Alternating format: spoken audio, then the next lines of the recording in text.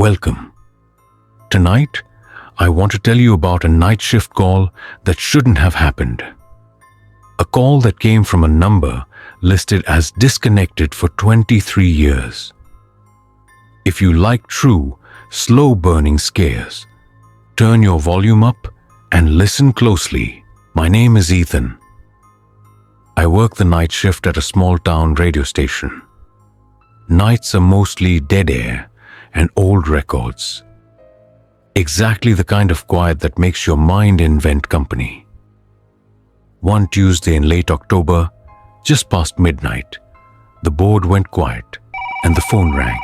I answered. A woman's voice, tired and thin, said only two things. "Are you there?" And he won't let me leave. Then the line filled with static and a second voice, low, breathing, that made the hair on my arm stand up. I checked the logs.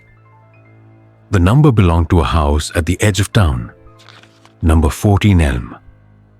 According to county records, a woman named Clara Weller lived there and vanished on October 31st, 1999.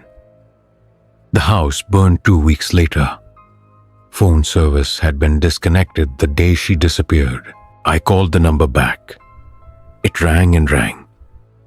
Then a click and the same voice. Tell them I tried to leave. I recorded it. Over the next week, the calls kept coming. Always at 12 a.m. Always the same two lines. The recordings had something else hidden.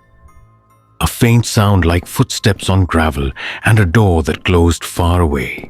I decided to visit number 14 Elm. Camera, flashlight, and the foolish confidence of someone who thinks fear is just a problem to solve. The house was fenced and charred. The lot smelled of old smoke and wet leaves. I stood at the broken gate and the hairs on my neck prickled, like the place remembered me. In the ashes, half buried under collapsed floorboards, I found an old rotary phone. It was black, crusted with soot. A single note pinned beneath it read, "He took the wires, but she still calls." Under my breath, I said, "Who is he?" And the air answered with a sound like a whisper behind a wall. Back at the station that night, I played the new recording. The woman said, "He's standing in the doorway. He looks like nothing and everything." The audio split, and a second track answered, not on tape, but in the room. A low scrape at the studio door.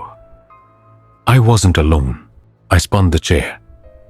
The doorway was empty, but my phone was ringing again. Caller ID. My own number.